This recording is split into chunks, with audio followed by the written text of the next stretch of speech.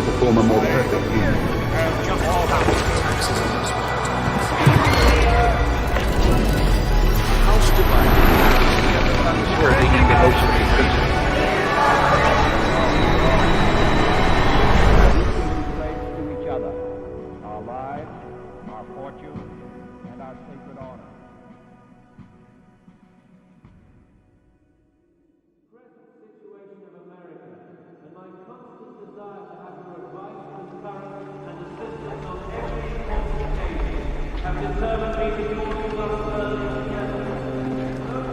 Within the cold, cavernous halls of Westminster Palace, the air is stiff with formality, and the marble floors echo under the measured footfalls of Sir Francis Molyneux.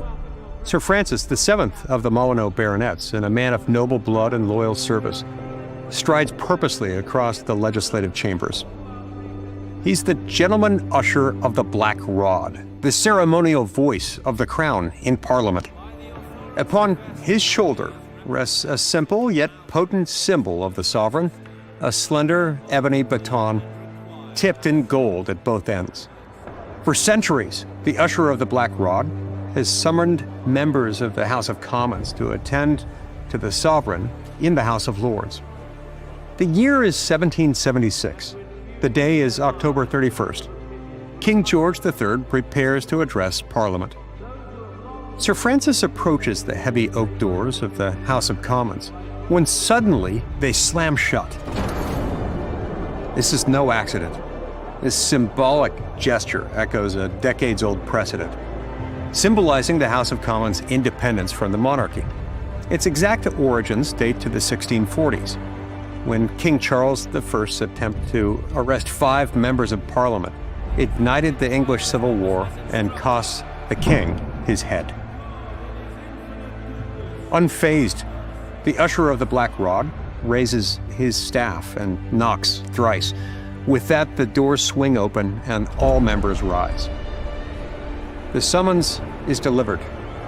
Mr. Speaker, the King commands this honorable House to attend His Majesty immediately in the House of Lords. At the head of the upper chamber, cloaked in ermine and surrounded by bishops and barons, sits King George III, full-faced, regal, and blankly inscrutable. Just hours earlier, the king had arrived in his grand gold state coach drawn by 8 horses and festooned with gilded carvings. Lions to signify national strength, cherubs to signify divine right, and 4 gleaming figures of Triton, the Greek sea god, to proclaim Britain's naval supremacy. The monarchy's power was often memorialized in symbols, and yet, beneath the pomp and circumstance, the edifice of imperial majesty crumbled. The late British Empire, overextended and over-centralized, suffered under the pressures of factionalism and fiscal ruin. The national debt had nearly doubled by 1763, and interest payments alone devoured over half of the annual budget. Britain's incoherent colonial policies, the sugar interest battling the tea interest, Parliament in the hands of the squirearchy, had degenerated into a bureaucratic charade. No symbol of power could plug the cracks forming in its gilded veneer. Had Westminster governed with more prudence, perhaps 13 colonies across the Atlantic may not have severed all political ties with the crown just months earlier, invoking the right to life, liberty, and the pursuit of happiness, as 56 signers penned their names on the Declaration of Independence. To the king, the colonists were simply deluded by an overly zealous and ill-mannered class of leaders who had openly renounced all allegiance to the crown and all political connection with this country. Yet for decades, the colonists had endured repeated violations of what jurist William Blackstone called the absolute rights of every Englishman. The rights of British subjects, established over centuries of English constitutional history, found their earliest expressions in 1215 with the adoption of Magna Carta. This lineage of liberties had been reinforced in the petition of Rights in 1628 and the English Bill of Rights of 1689. The colonists, as proud Englishmen, were humbly requesting the same protections that they and their forebears had once enjoyed. Instead, for more than a decade, they endured a litany of humiliations and betrayals. Taxes imposed without representation, trade restricted by decree, soldiers quartered in civilian homes, and representative assemblies dissolved by royal order. What began as a dispute over a 3 pence per pound tax on tea had matured into a fundamental contest over the nature of political authority. Whereas the British monarchy asserted divine right and hereditary power, the colonists cast their lot with a radical new creed.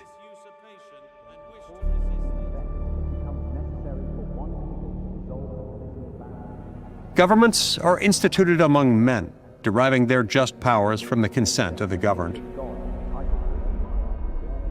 Still, there is a sentence, one sentence, that is echoed across continents and endured through centuries.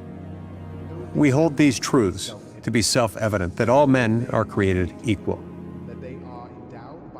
That sentence did not simply declare American independence, it declared a revolution in human thought. At a time when birth alone often determined the extent of one's achievement, this sentence shattered assumptions that for too long had governed the old world. It declared that truth exists, that it is knowable, and that man, by virtue of being human, is endowed with inalienable rights. It declared that liberty is not dispensed at the mercy of the state, rather, it is given by God. The English Civil War of the 1640s had already tested the limits of royal power, culminating in parliamentary independence. Now, over a century hence, the symbolic scenes at Westminster, the knocking of Black Rod, the slamming of the Commons' doors, the King's florid address, were the mere remnants of a once mighty empire. The very ritual of barring Black Rod, once an assertion of defiance, echoed hollowly. Across the Atlantic, a much deeper form of defiance had taken root. The Declaration is a promise. More than that, it is a compass, pointing always toward the dignity of the human soul and the solemn duty of free citizens to guard against the rise of tyranny no matter what title it claims. Senates after senates, Thomas Jefferson distilled centuries of political thought into one audacious proposition: that government is not the master of man, but his servant. Among those in Parliament who grasped the gravity of this development was the eloquent orator, Sir Edmund Burke. Just 1 year prior to the colony's Declaration of Independence, Burke, who had long sympathized with the colonists, issued the following warning before Parliament: "A love of freedom is the predominating feature which marks and distinguishes the whole of the Americans. But that love," he added, "rendered them suspicious, restive, and untractable whenever they see the least attempt to wrest from them by force their liberty." Burke understood that the American attachment to freedom was the only advantage worth living for, and he warned that attempts to forcibly suppress this yearning would only deepen the conflict. Upon learning of the Declaration of Independence, Burke was sick at heart, convinced that the moment for reconciliation had passed, and that the empire's map and its future would be irrevocably altered. In the American Insurrectionists, King George faced an existential challenge to the very institution of his kingship and the empire over which he reigned.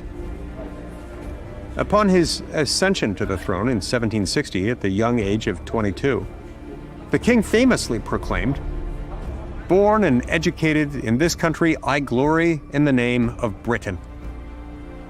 The colonies were part of that glory, extensions of himself as king, but by 1776, that identity was being reshaped by forces greater than him. 1 year prior to the signing of the Declaration, it was already becoming clear that the old world was giving way to the new. And so, standing before the House of Lords in October 1775, the king had declared, "The rebellious war now levied is manifestly carried on for the purpose of establishing an independent empire, and the object is too important, the spirit of the British nation too high, the resources with which God hath blessed her too numerous to give up so many colonies." In carefully measured but resolute words, King George warned Parliament of the dangers this rebellion posed, not only to the loyal colonies, but to the entire European colonial system. He called for unanimity at home, promising to uphold British honor and restore order. British rule had undoubtedly grown increasingly arrogant and unaccountable, driving the colonists to embrace the only option left at their disposal: independence. The colonists had tried to seek peace. In the summer of 1775, the Continental Congress drafted the Olive Branch Petition, a humble appeal to King George III, pleading for his intervention to secure the proper rights of his colonial subjects. The petition, largely the work of political moderate John Dickinson of Pennsylvania, addressed the king with reverence, blaming ministers in London rather than the monarch himself for the escalating tensions. But the petition arrived too late. When the colonial envoys presented the petition to Lord Dartmouth, the king's secretary for the colonies, they were met with silence. His Majesty refused to receive the petition personally or grant any reply.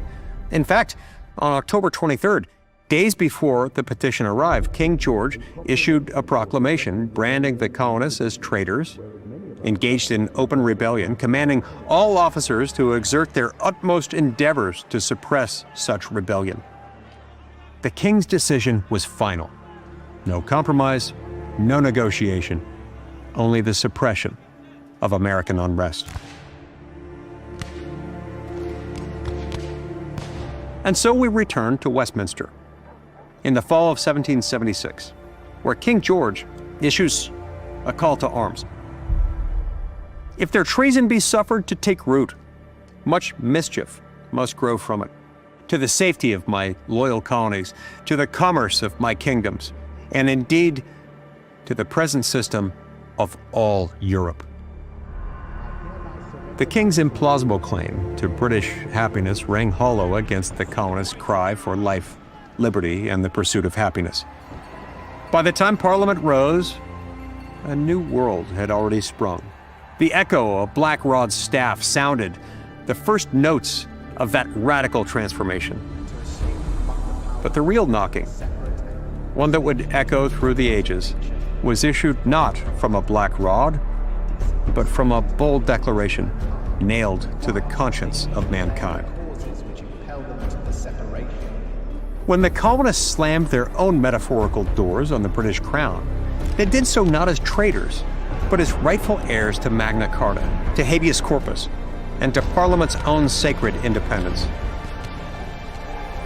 By the time the king stood before Parliament, the revolution was underway, not just on battlefields, but in the hearts and minds of men.